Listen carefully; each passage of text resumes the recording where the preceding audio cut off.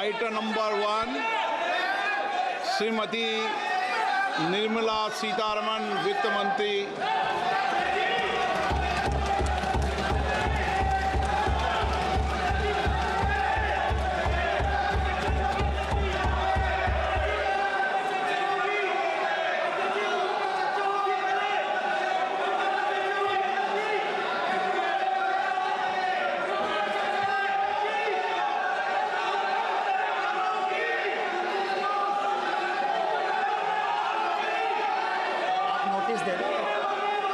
सदस्यगण, budget के बाद राज्यपाल अभिभाषण में आपको पर्याप्त दूंगा। मेरा आपसे निवेदन है, नहीं माननीय अखिलेश जी, आपने संसद की मर्यादा को आप बना के रखे हैं। कभी बजट भाषण के अंदर इस तरीके का नहीं हुआ, ये उचित नहीं है, ये उचित नहीं है।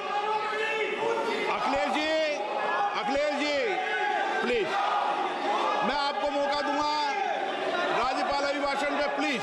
नो, ये तरीका ठीक नहीं है। No,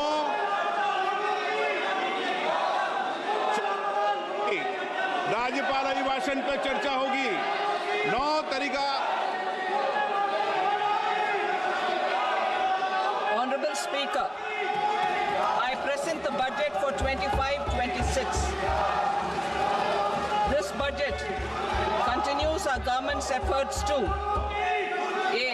Accelerate growth, B. Secure inclusive development, C. Invigorate private sector investments, D. Uplift household sentiments, and E. Enhance spending power of India's rising middle class. Together, we embark on a journey to unlock our nation's tremendous potential for greater prosperity and global positioning under the leadership of Honorable Prime Minister Shri Narendra Modi.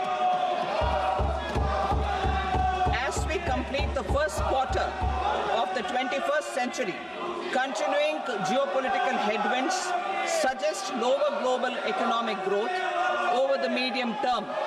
However, our aspiration for a Vikasit Bharat inspires us, and the transformative work we have done during our government's first 2 terms guides us to march forward resolutely. Our economy is the fastest growing among all major economies. Our development track record for the past 10 years and structural reforms have drawn global attention. Confidence in India's capability and potential has only grown in this period. We see the next 5 years as a unique opportunity to realize Sabka Vikas, stimulating balanced growth of all regions.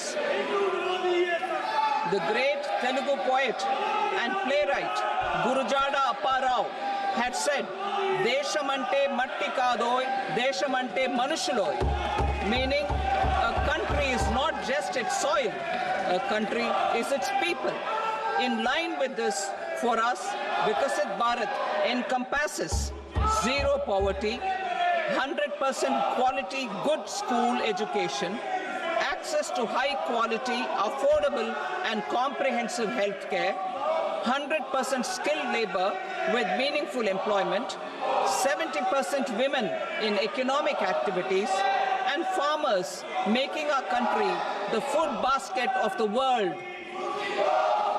In this budget, the proposed development measures span 10 broad areas, focusing on Garib, youth, Annadata, and Nari, spurring agricultural growth and productivity, building rural prosperity and resilience, taking everyone together on an inclusive growth path, boosting manufacturing and furthering Make in India, supporting MSMEs, enabling employment-led development, investing in people, economy, and innovation, securing energy supplies, promoting exports, and nurturing innovation.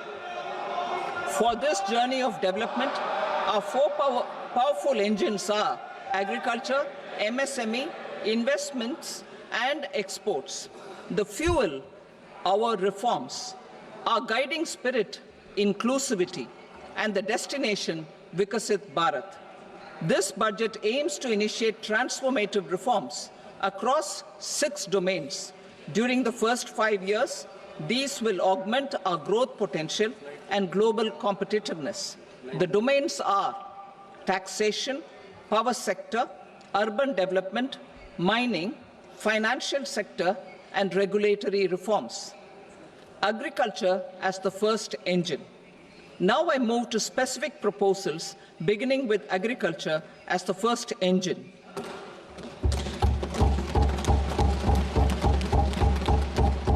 Prime Minister Dhan Dhanya Krishi Yojana, developing agri-districts program. Motivated by the success of the aspirational district program, our government will undertake a Prime Minister Dhan Dhanya Krishi Yojana in partnership with states. Through the convergence of existing schemes and specialized measures, the program will cover 100 districts with low productivity, moderate crop intensity, and below average credit parameters. It aims to 1. Enhance agricultural productivity, 2. Adopt crop diversification and sustainable agricultural practices, 3. Augment post-harvest storage at the panchayat and block level, 4. Improve irrigation facilities, and 5. Facilitate availability of long-term and short-term credit. This program is likely to help 1.7 crore farmers. Building rural prosperity and resilience. A comprehensive multi-sectoral rural prosperity and resilience program will be launched in partnership with the states. This will address underemployment in agriculture through skilling, investment, technology, and invigorating the rural economy. The goal is to generate ample opportunities in rural areas so that migration is an option but not a necessity. The program will focus on rural women, young farmers, rural youth, marginal and small farmers, and landless families. The details are in Annexure A. Domestic best practices will be incorporated, and appropriate technical and financial assistance will be sought from multilateral development banks. In Phase 1, 100 developing agri-districts will be covered. Atmanirbharta in pulses. Our government is implementing the National Mission for Edible Oil Seed for achieving Atmanirbharta in edible oils. Our farmers have the capability to grow enough for our needs and more. 10 years ago, we made concerted efforts and succeeded in achieving near self-sufficiency in pulses. Farmers responded to the need by increasing the cultivated area by 50%, and government arranged for procurement and remunerative prices. Since then, with rising incomes and better affordability, our consumption of pulses has increased significantly. Our government will now launch a 6-year mission for Atmanirbharta in pulses with a special focus on Tuar, Urad, and Masoor. Details are in Annexure B. Central agencies such as NAFED and NCCF will be ready to procure these 3 pulses as much as offered during the next 4 years from farmers who register with these agencies and enter into agreements. Comprehensive program for vegetables and fruits. It is encouraging that our people are increasingly becoming aware of their nutritional needs. It is a sign of a society becoming healthier. With rising income levels, the consumption of vegetables, fruits, and Sri Anna is increasing significantly. A comprehensive program to promote production, efficient supplies, processing, and remunerative prices for farmers will be launched in partnership with the states. Appropriate institutional mechanisms for implementation and participation of farmer producer organizations and cooperatives will be set up. Makhana board in Bihar. For this, there is a special opportunity for the people of Bihar. A Makhana board will be established in the state to improve production, processing, value addition, and marketing of Makhana. The people engaged in these activities will be organized into FPOs. The board will provide hand-holding and training support to Makhana farmers and will also work to ensure they receive the benefits of all relevant government schemes. A national mission on high-yielding seeds will be launched, aimed at 1. Strengthening research ecosystem, 2. Targeted development and propagation of seeds with high yield, pest resistance, and climate resilience, and 3. Commercial availability of more than 100 seed varieties released since July 2024. India ranks second largest globally in fish production and aquaculture. Seafood exports are valued at 60,000 crore rupees. To unlock the untapped potential of the marine sector, our government will bring in an enabling framework for sustainable harnessing of fisheries from Indian exclusive economic zone and high seas, with a special focus on the Andaman and Nicobar and Lakshadweep Islands. For the benefit of lakhs of cotton growing farmers, I am pleased to announce a mission for cotton productivity. This 5-year mission will facilitate significant improvements in productivity and sustainability of cotton farming and promote extra long staple cotton varieties.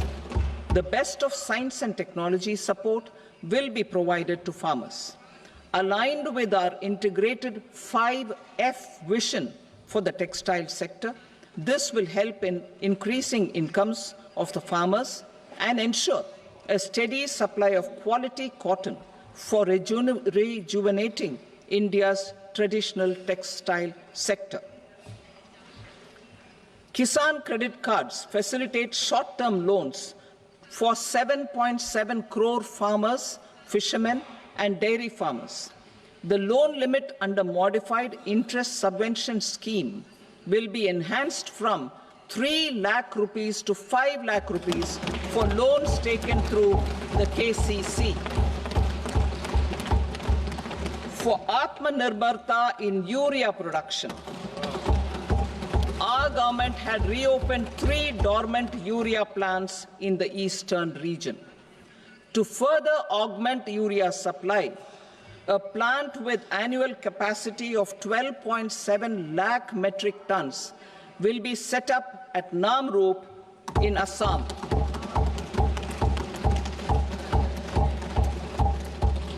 India Post, with 1.5 lakh rural post offices, complemented by the India Post Payment Bank and a vast network of 2.4 lakh Dak Sevaks, will be repositioned to act as a catalyst for the rural economy. Details are at Annexure C. India Post will also be transformed as a large public logistics organization. This will meet the rising needs of Vishwakarmas, new entrepreneurs, women, self-help groups, MSMEs, and the large business organizations. Our government will provide support to NCDC for its lending operations for the cooperative sector. MSMEs as the second engine. Now I move to MSMEs as the second engine, which encompasses manufacturing and services with a focus on MSMEs numbering 5.7 crores. Currently, over 1 crore registered MSMEs, employing 7.5 crore people and generating 36% of our manufacturing, have come together to position India as a global manufacturing hub. With their quality products, These MSMEs are responsible for 45% of our exports. To help them achieve higher efficiencies of scale, technological upgradation, and better access to capital, the investment and turnover limits for classification of all MSMEs will be enhanced to 2.5 and 2 times respectively. This will give them the confidence to grow and generate employment for our youth. The details are given in Annexure D. To improve access to credit, the credit guarantee cover will be enhanced. First, for micro and small enterprises from 5 crore to 10 crore rupees, leading to additional credit of 1.5 lakh crores in the next 5 years. Second, for startups from 10 crore rupees to 20 crore rupees, with the guarantee fee being moderated to 1% for loans in 27 focus sectors which are important for Atmanirbhar Bharat. And for well-run exporter MSMEs, for term loans up to 20 crore rupees.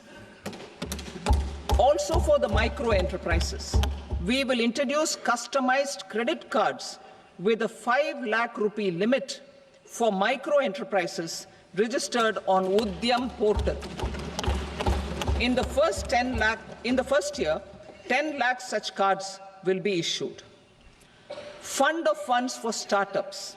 The alternate investment fund, AIFs, for startups have received commitments of more than 91,000 crores rupees. These are supported by the fund of funds set up with the Government of India's contribution of 10,000 crore rupees. Now, a new fund of funds with expanded scope and a fresh contribution of another 10,000 crore rupees will be set up. A new scheme will be launched for 5 lakh women, scheduled castes and scheduled tribes, first-time entrepreneurs. This will provide term loans up to 2 crore rupees during the next 5 years. The scheme will incorporate lessons from the successful Stand Up India scheme. Online capacity building for entrepreneurship and managerial skills will also be organized. Measures for labor-intensive sectors. To promote employment and entrepreneurship opportunities in labor-intensive sectors, our government will undertake specific policy and facilitation measures. To enhance the productivity, quality, and competitiveness of India's footwear and leather sector, a focused product scheme will be implemented. The scheme will support design capacity, component manufacturing, and machinery required for production of non-leather quality footwear, besides the support for leather footwear and products. The scheme is expected to facilitate employment for 22 lakh persons, generate over 4 lakh crore rupees, and exports of over 1.1 lakh crore rupees. Measures for the toys sector. Building on the National Action Plan for Toys, we will implement a scheme to make India a global hub for toys.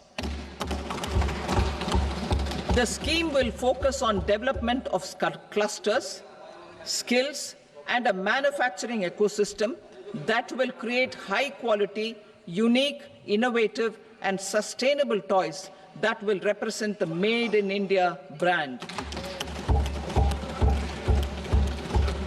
Support for food processing. In line with our commitment towards Purvodaya, we will establish a National Institute of Food Technology, Entrepreneurship and Management in Bihar. The institute will provide a strong fillip to food processing activities in the entire eastern region. This will result in 1. Enhanced income for the farmers through value addition to their produce, and 2. Skilling entrepreneurship and employment opportunities for the youth. Manufacturing mission, furthering Make in India. Our government will set up a national manufacturing mission covering small, medium and large industries for furthering Make in India by providing policy support, execution roadmaps, governance and monitoring framework for central ministries and states. Details are in Annexure E. Given our commitment to climate-friendly development, the mission will also support clean tech manufacturing. This will aim to improve domestic value addition and build our ecosystem for solar PV cells, EV batteries, motors and controllers, electrolyzers, wind turbines, very high voltage transmission equipment and grid-scale batteries. Investment as the third engine. Now I move to investment as the third engine, which encompasses investing in people, investing in the economy, and investing in innovation. Investing in people. Saksham Anganwadi and Poshan 2.0. Saksham Anganwadi and Poshan 2.0 program provides nutritional support to more than 8 crore children, 1 crore pregnant women and lactating mothers all over the country, and about 20 lakh adolescent girls in aspirational districts and the Northeast region. The cost norms for these nutritional support will be enhanced appropriately. Atal Tinkering Labs. 50,000 Atal Tinkering Labs will be set up in government schools in the next 5 years to cultivate the spirit of curiosity and innovation and foster a scientific temper among young minds. Broadband connectivity to government secondary schools and PHCs. Broadband connectivity will be provided to all government secondary schools and primary health centers in rural areas under the BharatNet project. Bharatiya Bhasha Pustak Scheme. We propose to implement a Bharatiya Bhasha Pustak scheme to provide digital form Indian language books for schools and for higher education. This aims to help students understand their subjects better and in their language. National Centers of Excellence for Skilling. Building on the initiative announced in the July 24 budget, 5 national centers of excellence for skilling will be set up with global expertise and partnerships to equip our youth with the skills required for Make for India, Make for the World manufacturing. The partnership will cover curriculum design, training of trainers, and a skills certification framework and periodic reviews. Expansion of capacity in IITs. Total number of students in 23 IITs has increased 100% from 65,000 to 1.35 lakh in the past 10 years.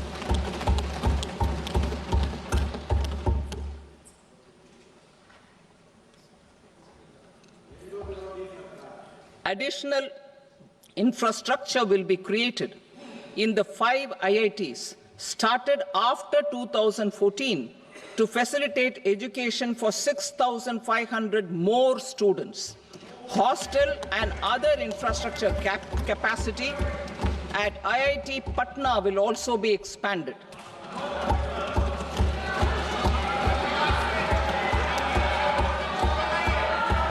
Center of Excellence.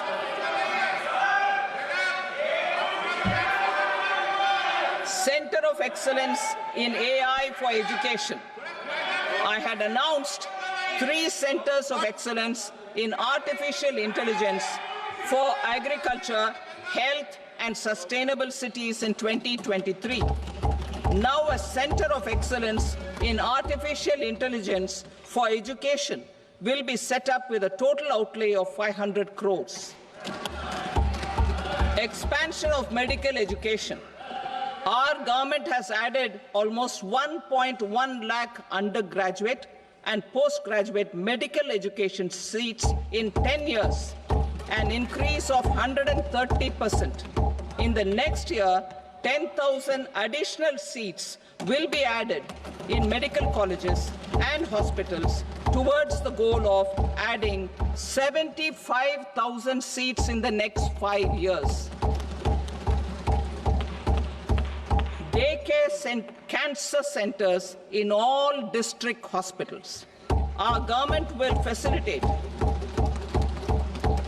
setting up of daycare cancer centers in all district hospitals in the next 3 years.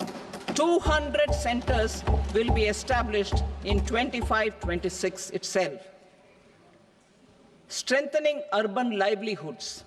Our government has been giving priority to assisting urban poor and vulnerable groups. A scheme for socio-economic upliftment of urban workers will be implemented to help them improve their incomes, have sustainable livelihoods, and a better quality of life. PM Swanidhi scheme has benefited more than 68 lakh street vendors, giving them respite from high-interest informal sector loans. Building on this success, the scheme will be revamped with enhanced loans from banks, UPI-linked credit cards with 30,000 rupees limit, and capacity building support. Social Security scheme for welfare of online platform workers. Gig workers of online platforms provide great dynamism to the new age services economy. Recognizing their contribution, our government will arrange for their identity cards and registration on the e-Shram portal. They will be provided healthcare under PM Jan Arogya Yojana. This measure is likely to assist nearly 1 crore gig workers.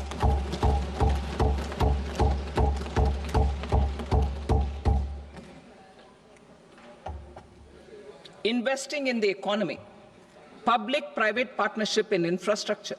Each infrastructure-related ministry will come up with a 3-year pipeline of projects that can be implemented in PPP mode.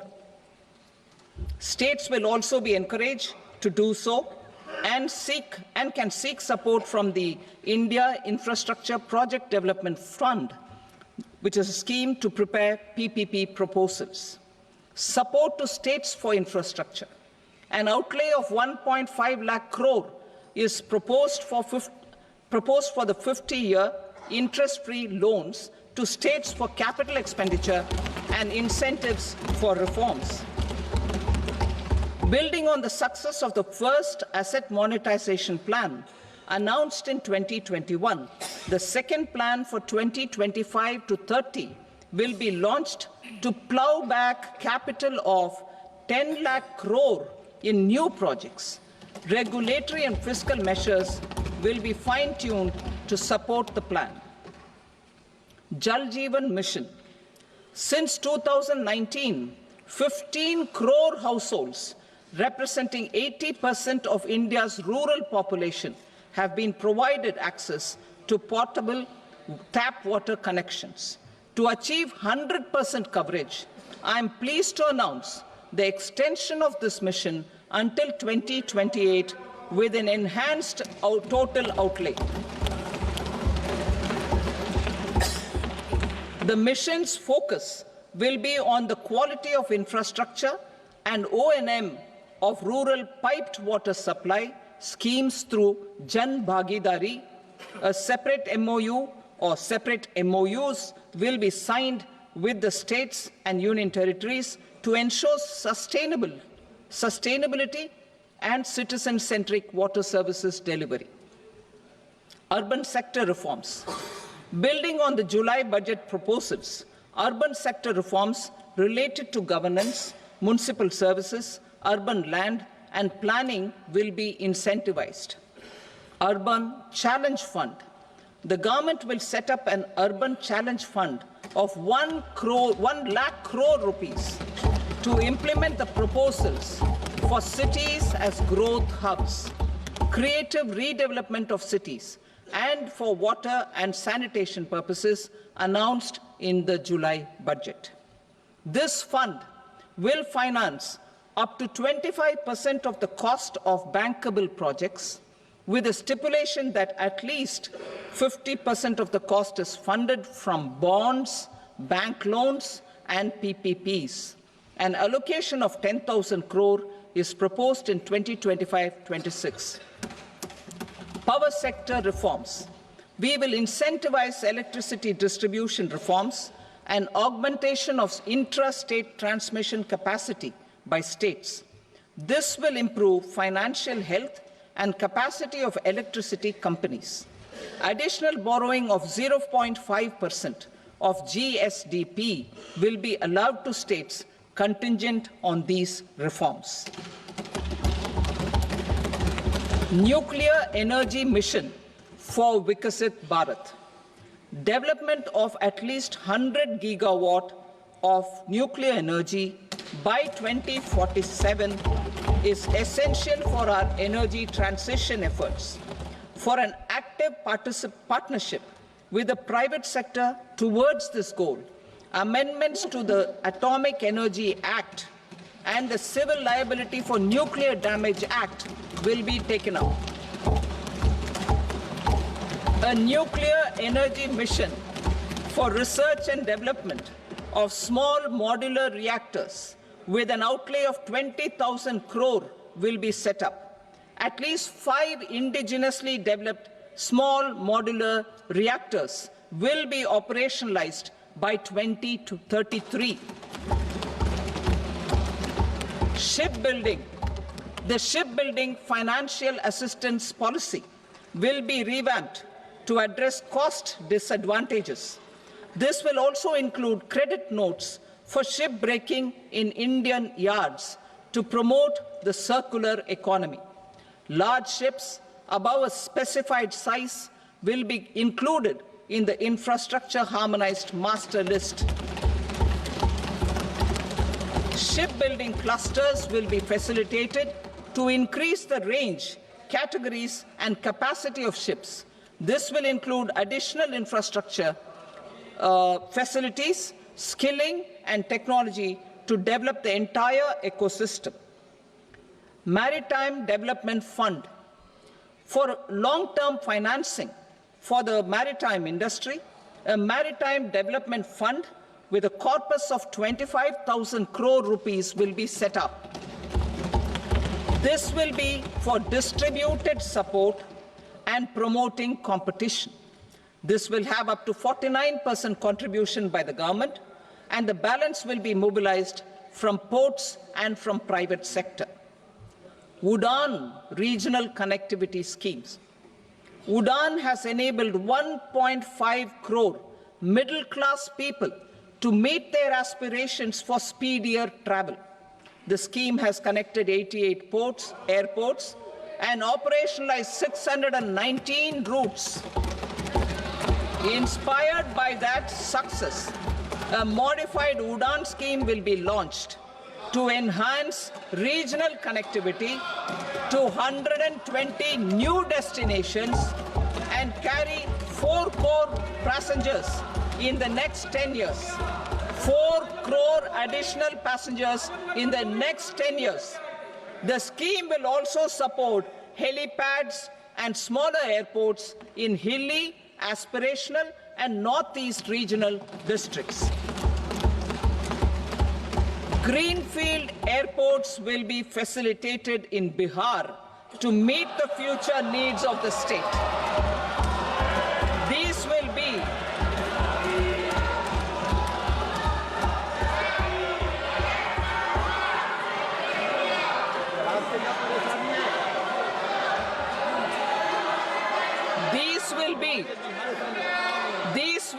in addition to the expansion of the capacity of Patna Airport and a brownfield airport in Beta. Western Kosi Canal project in Mithilanchal. Financial support will be provided for the Western Kosi Canal ERM project, benefiting a large number of farmers cultivating over 50,000 hectares of land in the Mithilanchal region of Bihar.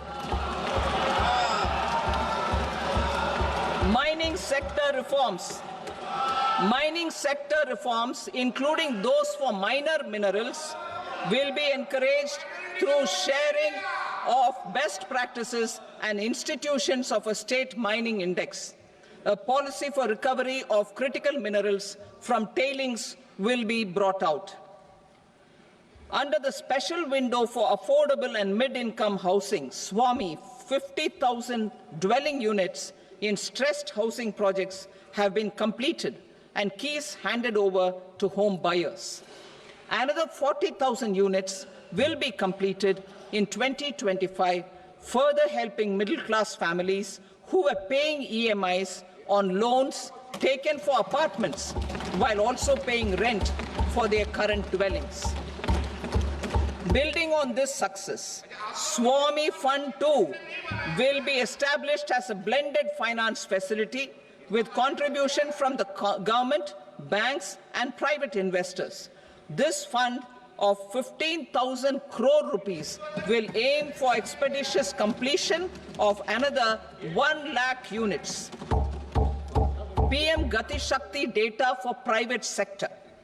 For furthering PPPs and assisting the private sector in project planning, access to relevant data and maps from the PM Gati Shakti portal will be provided. Tourism for employment-led growth. Top 50 tourist destination sites in the country will be developed in partnership with states through a challenge mode. Land for building key infrastructure will have to be provided by the states. Hotels in these destinations will be included in the infrastructure harmonized list. The following measures will be taken for facilitating employment-led growth. Organizing intensive skill development programs for our youth, including in institutes of hospitality management. Providing mudra loans for homestays. Improving ease of travel and connectivity to tourist destinations. Providing performance-linked incentives to states for effective destination management, including tourist amenities, cleanliness, and marketing efforts, and introducing streamlined e-visa facilities along with visa fee waivers for certain tourist groups. Continuing with the emphasis on places of spiritual and religious significance in the July budget, there will be a special focus on destinations related to the life and times of Lord Buddha. Medical tourism and heal in India. Medical tourism and heal in India will be promoted in partnership with the private sector, along with capacity building and easier visa norms. Investing in innovation. To implement private sector-driven research, development, and innovation initiatives announced in the July budget, I am now allocating 20,000 crore rupees for this purpose. A deep tech fund of funds will also be explored to catalyze the next generation startups as a part of this initiative. In the next 5 years, under the PM Research Fellowship Scheme, we will provide 10,000 fellowships for technological research in IITs and IISc with enhanced financial support.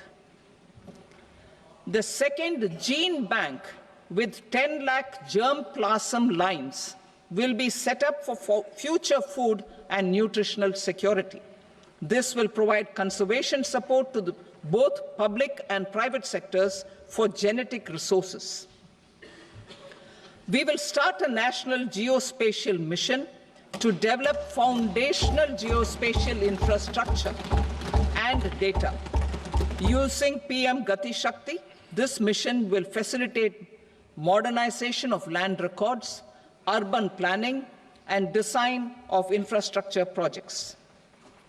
A Gyan Bharatam mission for survey, documentation, and conservation of our manuscript heritage with academic institutions, museums, libraries, and private collectors will be undertaken to cover more than 1 crore manuscripts.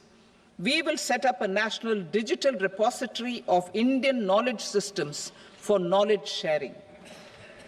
Now I move to exports as the fourth engine. We will set up an export promotion mission with sectoral and ministerial targets driven jointly by the Ministries of Commerce, MSME, and Finance. It will facilitate easy access to export credit, cross-border factoring support, support to MSMEs to tackle non-tariff measures in overseas markets. A digital public infrastructure, Bharat Trade Net, for international trade will be set up as a unified platform for trade documentation and financing solutions. This will complement the Unified Logistics Interface platform. The BTN will be aligned with international practices. Support will be provided to develop domestic manufacturing capacities for our economy's integration with global supply chains. Sectors will be identified based on objective criteria. Facilitation groups with participation of senior officers and industry representatives will be formed for select products and supply chains. Through this, there are huge opportunities related to Industry 4.0, which needs high skills and talent. Our youth have both. Our government will support the domestic electronic equipment industry to leverage this opportunity for the benefit of our youth. A national framework will be formulated as guidance to states for promoting global capability centers in emerging Tier 2 cities. This will suggest measures for enhancing availability of talent and infrastructure, building bylaw reforms, and mechanisms for collaboration with industry. Our government will facilitate upgradation of infrastructure and warehousing for air cargo, including high-value perishable horticultural produce.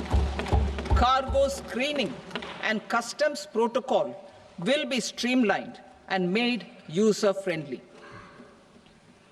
Reforms as the fuel.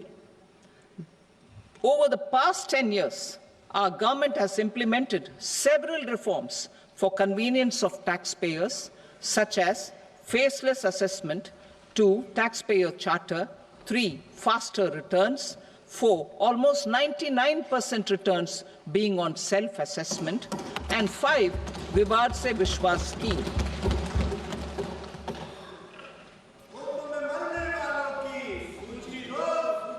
Continuing these efforts, I reaffirm the commitment of the Tax Department to trust first, scrutinize later. I also propose to introduce the new income tax bill next week. I will detail the indirect tax reforms and changes in direct taxes in Part B. Financial sector reforms. The FDI limit for the insurance sector will be raised from 74 to 100%. This enhanced limit will be available for those companies which invest the entire premium in India. The current guardrails and conditionalities associated with foreign investment will be reviewed and simplified. The services of India Post Payment Bank will be deepened and expanded in rural areas. NABFID will set up a partial credit enhancement facility for corporate bonds for infrastructure. Public sector banks will develop Grameen Credit Score Framework to serve the credit needs of SHG members and people in rural areas.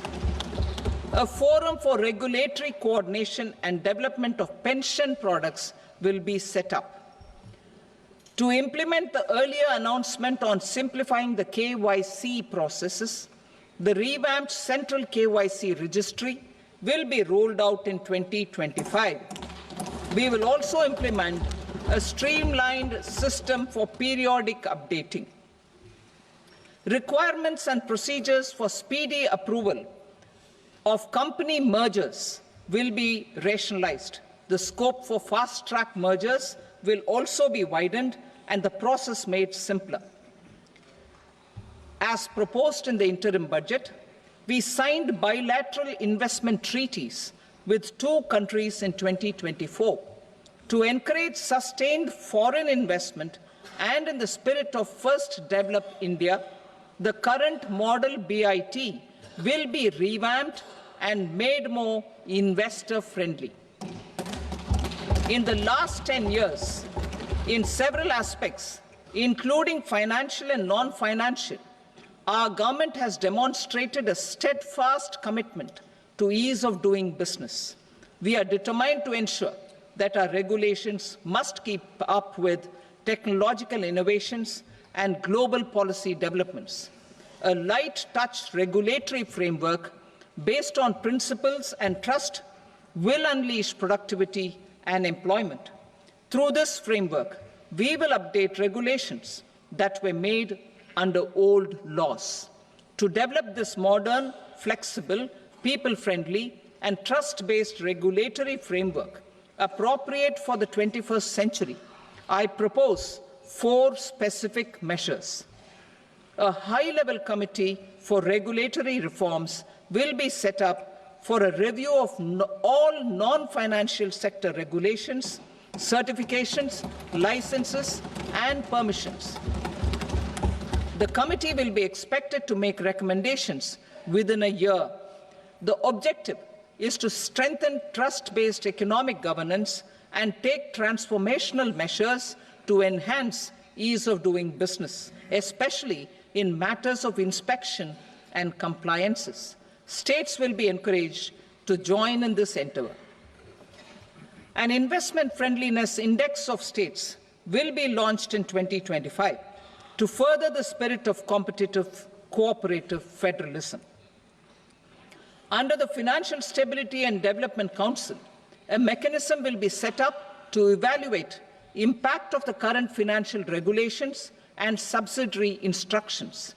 It will also formulate a framework to enhance their responsiveness and development of the financial sector. In the Jan Vishwas Act 2023, more than 180 legal provisions were decriminalized.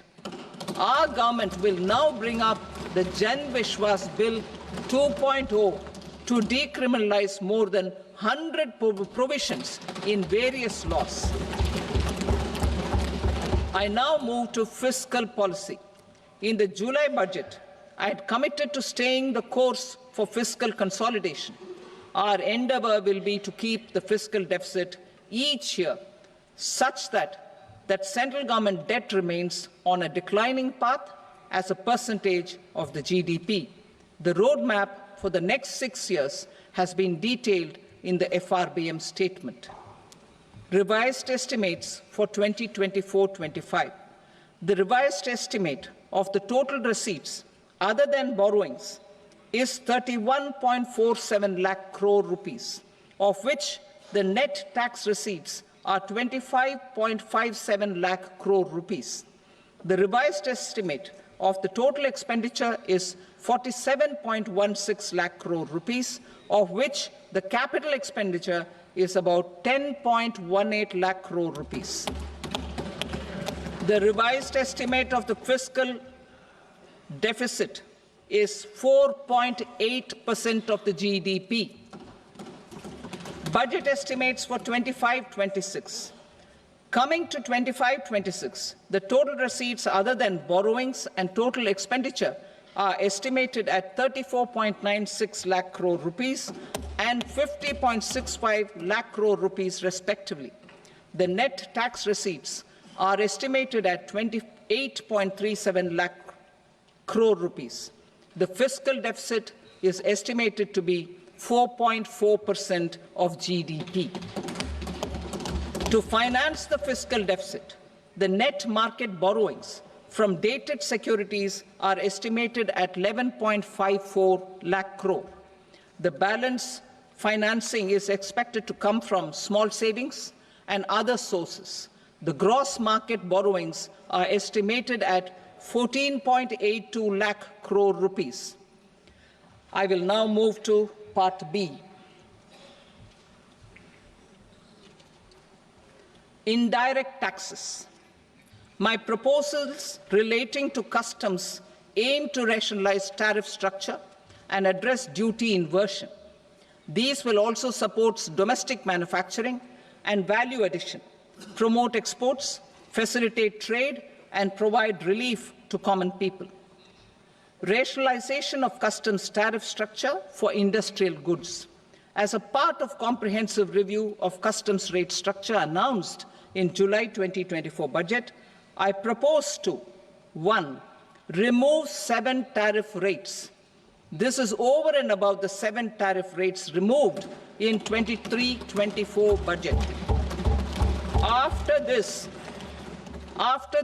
there will be only 8 remaining tariff rates, including 0 rate. 2.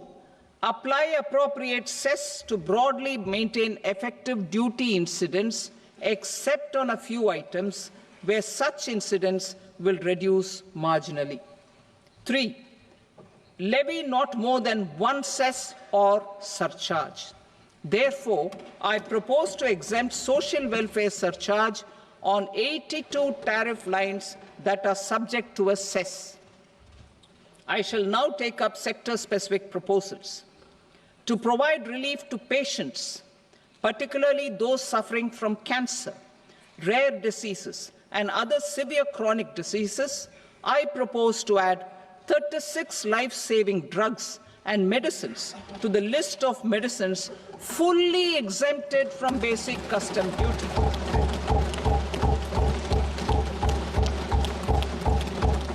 I also propose to add 6 life-saving medicines to the list attracting concessional custom duty of 5%. Full exemption and concessional duty will also respectively apply on the bulk drugs for manufacture of the above. Specified drugs and medicines under patient assistance programs run by the pharmaceutical companies are fully exempt from BCD, provided the medicines are supplied free of cost to the patients. I propose to add 37 more medicines along with 13 new patient assistance programs. Support to domestic manufacturing and value addition. Critical minerals. In the July 2024 budget, I had fully exempted BCD on 25 critical minerals that are not domestically available. I had also reduced BCD of 2 other such minerals to provide a major fillip to their processing, especially by MSMEs. Now, I propose to fully exempt cobalt powder and waste, the scrap of lithium-ion battery, lead, zinc, and 12 more critical minerals. This will help secure their availability for manufacturing in India and promote more jobs for our youth. To promote domestic production of technical textile products such as agro-textiles, medical textiles, and geotextiles at competitive prices, I propose to add 2 more types of shuttle-less looms to the list of fully exempted textile machinery. I also propose to revise the BCD rate on knitted fabrics covered by 9 tariff lines from 10 or 20 to 20% or 115 rupees per kg, whichever is higher. Electronic goods. In line with our Make in India policy and to rectify inverted duty structure, I propose to increase the BCD on interactive flat panel display from 10% to 20% and reduce the BCD to 5% on open cell and other components. In 23-24 budget, for the manufacture of open cells of LCD, LED TVs, I had reduced the BCD on parts of open cells from 5% to 2.5%. To further boost the manufacture of such open cells, the BCD on these parts will now stand exempted. Lithium-ion battery. To the list of exempted capital goods, I propose to add 35 additional capital goods for EV battery manufacturing and 28 additional capital goods for mobile phone battery manufacturing. This will boost domestic manufacture of lithium-ion batteries, both for mobile phones and for electric vehicles. Shipping sector. Considering that shipbuilding has a long gestation period, I propose to continue the exemption of BCD on raw materials, components, consumables, or parts for the manufacture of ships for another 10 years.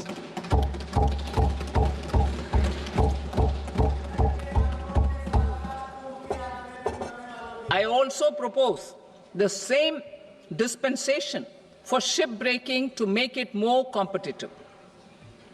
Telecommunication. To prevent classification disputes, I propose to reduce the BCD from 20% to 10% on carrier-grade Ethernet switches to make it at par with non-carrier-grade Ethernet switches. Export promotion. To facilitate exports of handicrafts, I propose to extend the time period for export from 6 months to 1 year, further extendable by another 3 months if required. I also propose to add 9 items to the list of duty-free inputs. Leather sector. I propose to fully exempt BCD on wet blue leather to facilitate imports for domestic value addition and employment. I also propose to exempt crust leather from 20% export duty to facilitate exports by small tanners. Marine products. To enhance India's competitiveness in the global seafood market, I propose to reduce BCD from 30% to 5% on frozen fish paste, surimi, for manufacture and export of its analog products. I also propose to reduce BCD from 15% to 5% on fish hydrolysates for manufacture of fish and shrimp feed. In July 2024 budget, to promote development of domestic MROs for aircraft and ships, I had extended the time limit for export of foreign origin goods that were imported for repairs from 6 months to 1 year and further extendable by 1 year. I now propose to extend the same dispensation for railway goods. Time limit for provisional assessment. Presently, the Customs Act 1962 does not provide any time limit to finalize provisional assessments, leading to uncertainty and cost to trade. As a measure of promoting ease of doing business, I propose to fix a time limit of 2 years, extendable by a year, for finalizing the provisional assessment.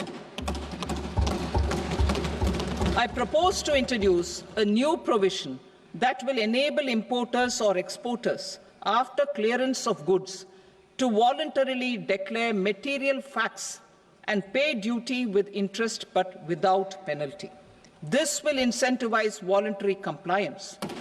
However, this will not apply in cases where department has already initiated audit or investigation proceedings.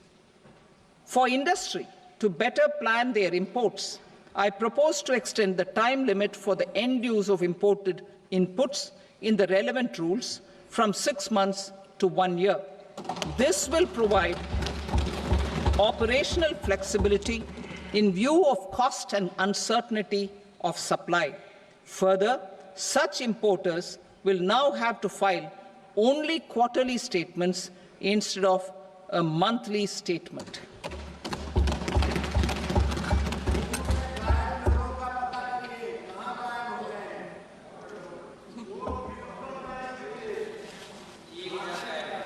I now come to my direct tax proposals. In Part A, I have briefly underlined taxation reforms as one of key reforms to realize our vision of Vikasit Bharat. In respect of criminal law, our government had earlier ushered in Bharatiya Nyaya Sanhita, replacing Bharatiya Danda Sanhita. I am happy to inform this august House and the country that for new income tax bill will carry forward the same spirit of Nyaya in its drafting as well. The new bill will be clear and direct in text, with close to half of the present law in terms of both chapters and words. It will be simple to understand for taxpayers and tax administrators, leading to tax certainty and reduced litigation. Reforms, however, are not a destination. They are means to achieve good governance for our people and economy. Providing good governance primarily involves being responsive. The Tirukural captures this in verse 542, which reads, "Vaanokki vaazhum ulagallam, mannavan kol nokki vaazhum kudi," meaning, just as the living beings live expecting rains, citizens live expecting good governance. Our government is committed to keeping an ear to the ground and a finger on the pulse and responding while balancing our national building efforts.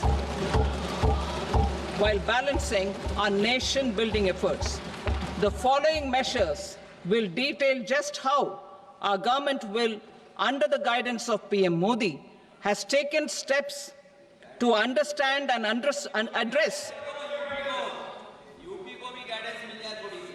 I repeat that sentence, sir. The following measures will detail just how our government, under the guidance of PM Modi, has taken steps to understand and address the needs voiced by our citizens. My tax proposals are guided by this spirit. The objectives of my proposals are as follows: personal income tax reforms with special focus on middle class, rationalization of TDS and TCS for easing difficulties, encouraging voluntary compliance, reducing compliance burden, ease of doing business, employment and investment. I will come to my proposal on personal income tax towards the end. TDS and TCS, rationalization for easing difficulties. I propose to rationalize tax deduction at source, TDS, by reducing the number of rates and thresholds above which TDS is deducted. Further, threshold amounts for tax deduction will be increased for better clarity and uniformity. The limit for tax deduction on interest for senior citizens is being doubled from the present 50,000 rupees to 1 lakh rupees. Similarly, the annual limit of 2.40 lakh rupees for TDS on rent is being increased to 6 lakh rupees. This will reduce the number of transactions liable to TDS, thus benefiting small taxpayers receiving small payments. The threshold to collect tax at source, the TCS, on remittances under RBI's liberalized remittance scheme, the LRS, is proposed to be increased from 7 lakh to 10 lakhs. I also propose to remove TCS on remittances for education purposes, where such remittances is out of a loan taken from a specified financial institution. Both TDS and TCS are being applied on any transaction related to sale of goods. To prevent such compliance difficulties, I propose to omit the TCS. I also propose that the provisions of the higher TDS deduction will now apply only in non-PAN cases. In July 2024, the delay for payment of TDS up to the due date of filing statement was decriminalized. I propose to provide the same relaxation to TCS provisions as well. The government under the leadership of Prime Minister Modi believes in Sabka Saath, Sabka Vikas, Sabka Vishwas and Sabka Prayas. In line with this, we brought in updated return facility in 2022 for voluntary compliance by taxpayers who had omitted to report their correct income. Our trust in taxpayers was proved right. Nearly 90 lakh taxpayers voluntarily updated their incomes by paying additional tax. Taking this trust further, I now propose to extend the time limit to file updated returns for any assessment year from the current limit of 2 years to 4 years.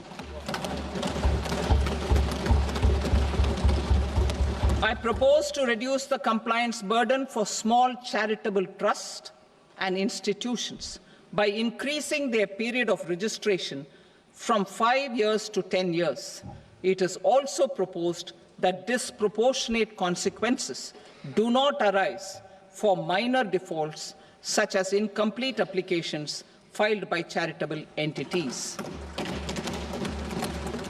Presently, taxpayers can claim the annual value of self-occupied properties as nil only on the fulfillment of certain conditions. Considering the difficulties faced by taxpayers, it is proposed to allow the benefit of 2 such self-occupied properties without any condition.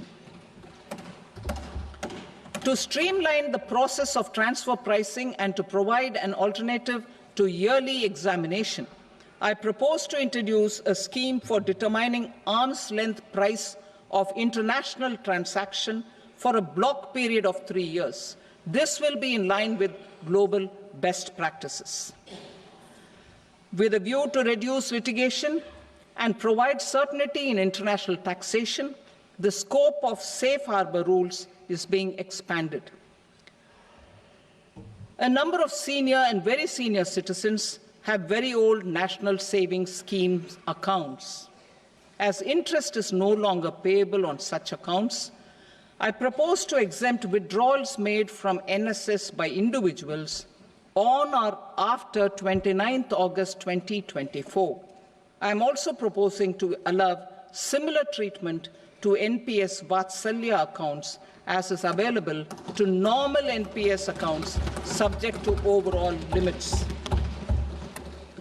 In my speech in July 2024, I had promised that all processes, including giving effect to appellate orders, shall be digitalized and made paperless over the next 2 years.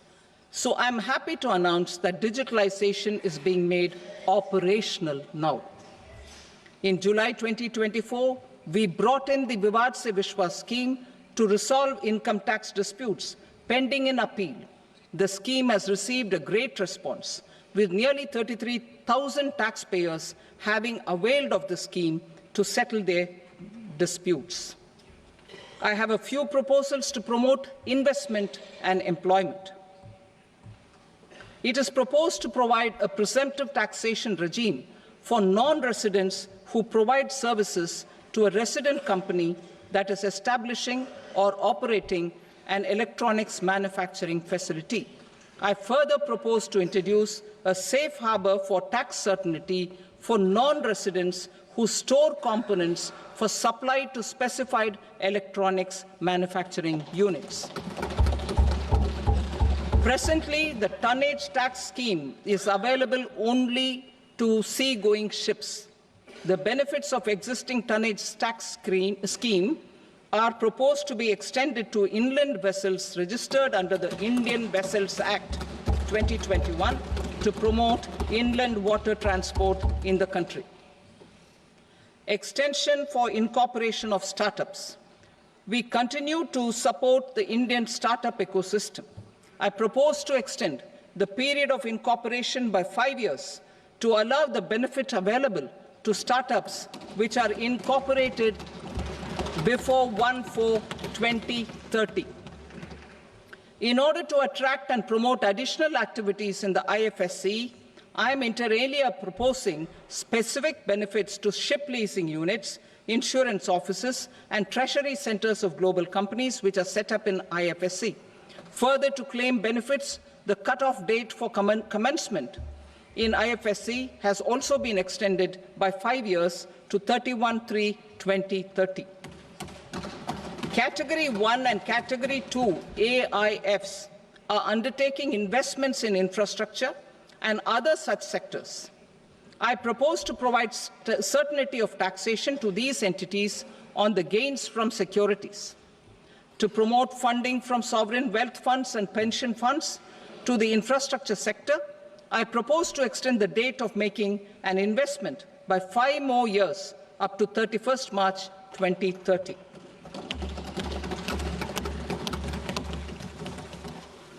Personal income tax reforms with special focus on middle class. Democracy, demography, and demand are the key support pillars in our journey towards Vikasit Bharat. The middle class provides strength for India's growth. This government, under the leadership of Prime Minister Modi, has always believed in the admirable energy and ability of the middle class in nation building. In recognition of their contribution,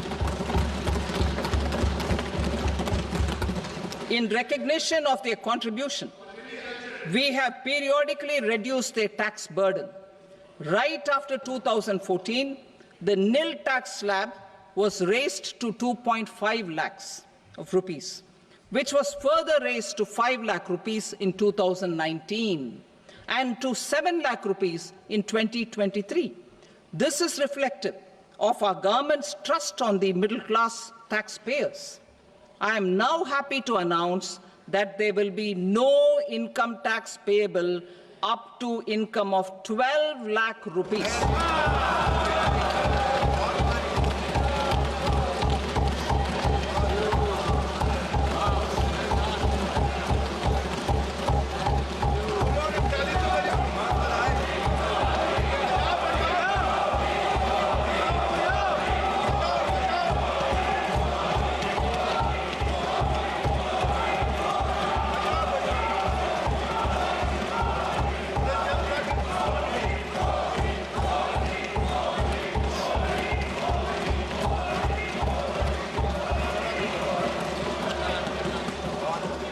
So, average income of 1 lakh per month, other than the special rate income such as capital gains, under the new regime.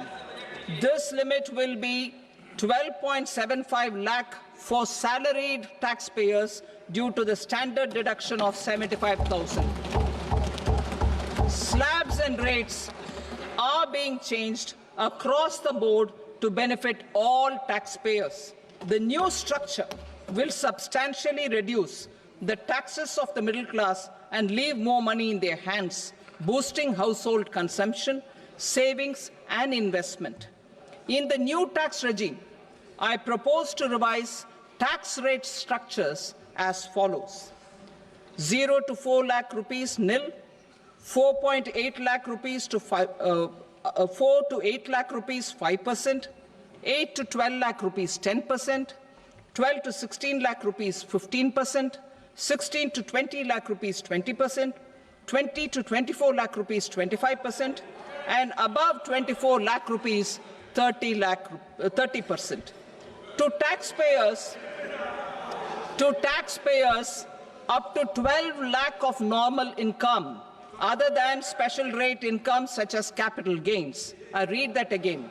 To taxpayers up to 12 lakh of income, other than special rate income such as capital gains, tax rebate is being provided in addition to the benefit due to slab rate reduction in such a manner that there is no tax payable by them. The total tax benefit of slab rate changes and rebate at different income levels can be illustrated with a few examples. A taxpayer in the new regime with an income of 12 lakh rupees will get a benefit of 80,000 rupees in tax, which is 100% of tax payable as per the existing rates. A person having income A person having income of 18 lakh rupees will get a benefit of 70,000 rupees in tax. That is 30% of tax payable as per existing rates. A person with an income of 25 lakh gets a benefit of 1,10,000 rupees, that is 25% of his tax payable as per existing rates. Details of my tax proposals are given in the annexure. As a result of these proposals, Honorable Speaker, sir, revenue of about 1 lakh crore in direct taxes and 2,600 crores in indirect taxes will be foregone. Mr. Speaker, sir, with this, I commend the budget to this august House.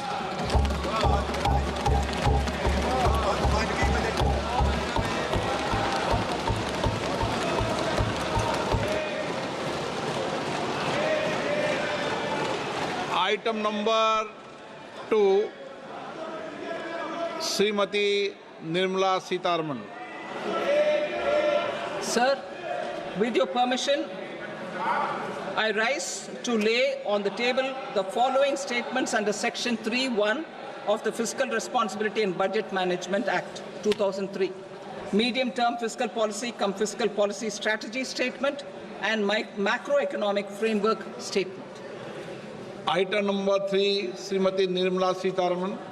Sir, with your permission, I rise to move for leave to introduce the Finance Bill 2025. प्रश्न ये है कि विधेयक को पुनर्स्थापित करने की अनुमति प्रदान की जाए. जो सदस्य इसके पक्ष में हाँ गए, जो सदस्य विरोध में ना गए, मेरे विचार में निर्णय हाँ वालों के पक्ष में हुआ. हाँ वालों के पक्ष में अनुमति प्रदान की जाती है. माननीय मंत्री जी, अब विधेयक को पुनर्स्थापित करें. Sir, I introduce the bill. Thank you. सभा की कार्रवाई सोमवार दिनांक 3 फरवरी 2025 को प्राप्त 11 बजे तक के लिए स्थगित की जाती है.